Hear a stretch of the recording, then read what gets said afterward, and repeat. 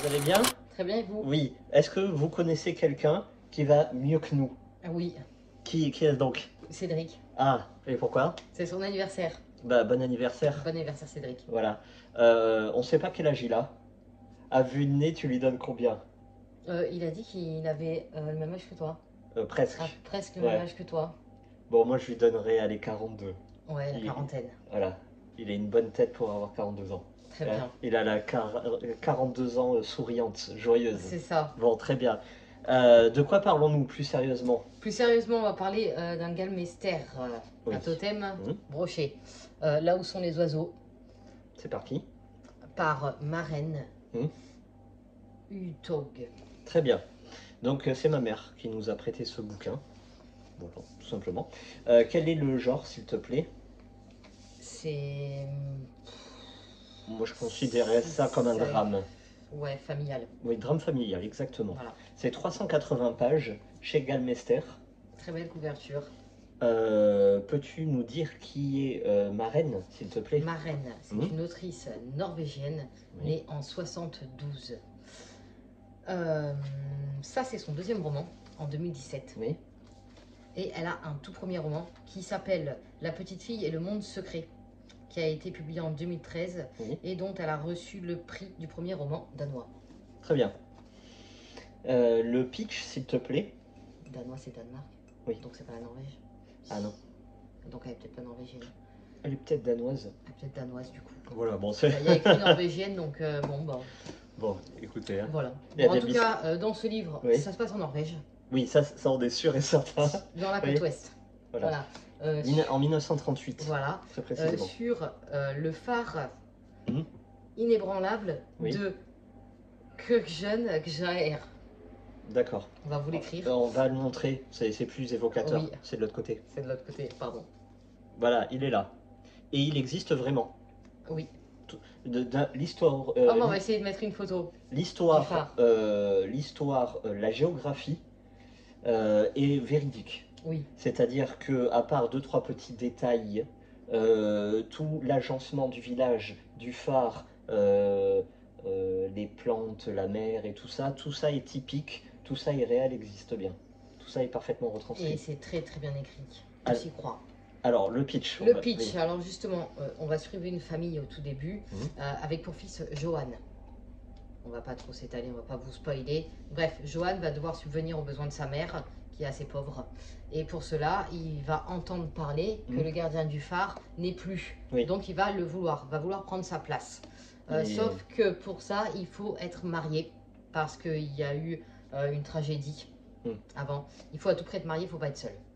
Donc il va... De base, gardien de phare, c'est pas un métier de tout repos. Voilà. Oui, c'est ça. Il est isolé 6 mois dans l'année. Il y a de quoi être fou. Donc c'est pour ça qu'ils veulent personne de célibataire. Voilà, faut forcément quelqu'un d'accompagné. Exactement. Donc il va pour ça se marier avec la fille du pasteur, qui est une très bonne fille, une fille de très bonne famille. La première venue, malheureusement. C'est ça. Parce que lui... Parce que lui est amoureux d'Anna. Évidemment, c'est un secret, personne ne sait, parce qu'Anna, elle n'est pas de bonne famille. Elle a la cuisse légère. C'est ça, exactement. Elle est enceinte aussi. Dans la ville, en tout cas, oui. Elle a déjà un enfant, du coup. Oui. Donc, bref, passons les détails. Il va se marier, mais il va encore voir un peu Anna. Sur ce, on va pas s'étaler, parce qu'après, Johan va avoir des enfants avec Marie, donc la fille du pasteur, et c'est surtout cette histoire-là qu'on va suivre. Exactement. Alors, ton ressenti, s'il te plaît. Ouais, l'écriture, elle est très très bonne. L'atmosphère, soulignons, cette atmosphère est très prenante. Voilà, c'est noir, c'est sombre, il y a pas mal de tempêtes, mais on s'y croit. Alors, est-ce que tu peux venir au thème dérangeant, s'il te plaît? L'inceste. Voilà. C'est dit. Est-ce que ça t'a gêné ou pas? Non. Non, parce que c'est pas des thèmes qui me... Oui, d'accord, mais c'est bien écrit. C'est très bien écrit. Alors moi, ça me gêne pour le coup. Par contre, on s'appesantit pas sur les détails. Voilà. Oui, non. Et surtout, le livre ne tourne absolument pas autour de ça. C'est ça. C'est-à-dire que l'inceste, c'est l'arbre qui cache la forêt. Oui. Et quelle forêt? Alors, ce qui est très intelligent dans ce bouquin-là, c'est que nous avons trois événements, trois visions des mêmes événements, mais leur interprétation est parfois contradictoire, voire totalement inverse. Ouais, ouais. Et ça, c'est très intelligent dans la construction. Et ce qui nous dévoile aussi les faces visibles et les faces cachées de chaque personnage, les personnalités profondes. Donc, tout est un jeu de faux semblants. C'est un bouquin de faux semblants, hein, de les fausses apparences. Il y a des liens qui se créent sous-jacents, qui sont noirs, malsains, passionnés, mais dans le côté mauvais de la passion dévorante, tu vois, qui te fait perdre totalement la raison. Voilà. Et ça, c'est très intéressant. Donc, c'est dramatique, liens familiaux dramatiques. On va pas suivre que ces trois personnages-là.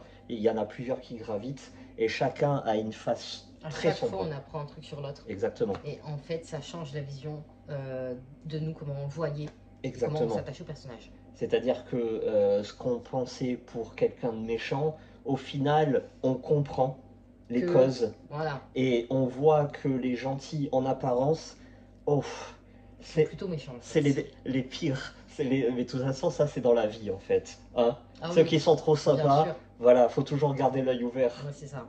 Bref, écriture excellente. Ouais. Et comme tu disais, l'atmosphère. Le phare, la nuit. Le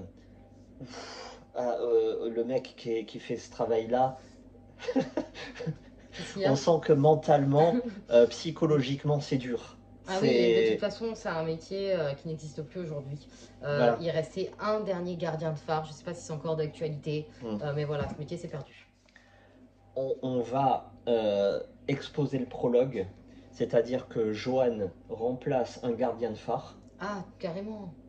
Ouais, mais ça met du piquant. Ouais, mais c'est top.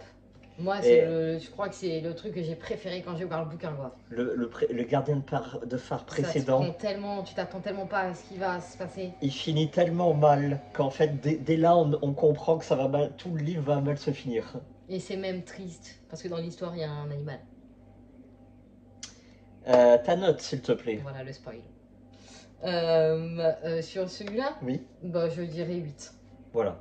Je suis d'accord. Un gros 8. Oui. Pas un petit 8 qui passe. Bien en gras, avec un petit 10.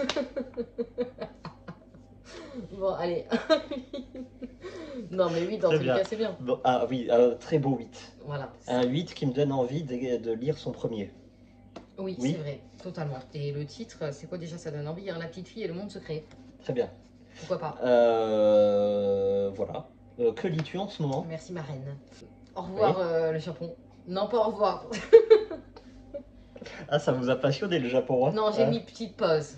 Parce que vraiment, c'est un livre, c'est un racontage en fait. Il est où mon livre à moi? Il est juste là. Voilà. Non, l'autre que je lis du coup, bon, bon. Il est pas là-bas et il est génial. Oui. Waouh! C'est du noir, c'est du sombre, ça se passe en Amérique, dans les mauvais quartiers, dans la pauvreté. En fait, c'est la poésie du pauvre, ce livre. C'est la voix de la rue. Il est poétique, mais il est tellement moche. C'est tellement pauvre, c'est tellement triste. Voilà.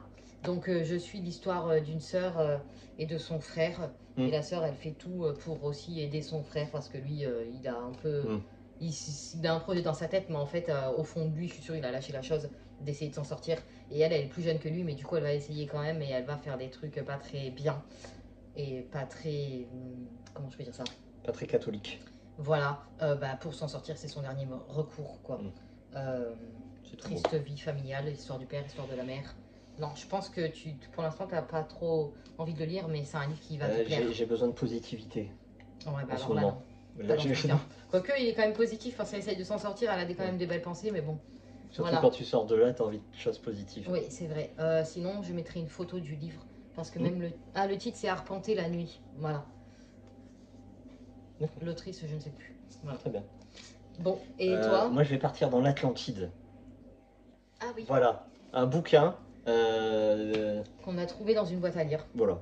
Personne n'en voulait parce qu'il est vieux, il est moche, il pue. Il pue, ça va encore. Ça sent, oui, ça sent vieux. Mais l'odeur, ça va, c'est pas dérangeant. Mais l'Atlantide, moi, j'ai envie d'y aller. Voilà, ça m'évoque les légendes. Vous connaissez la leçon de l'Atlantide? Oui. Très bien. Bon, merci beaucoup. Merci à vous. Et à bientôt. Hein. Et au revoir.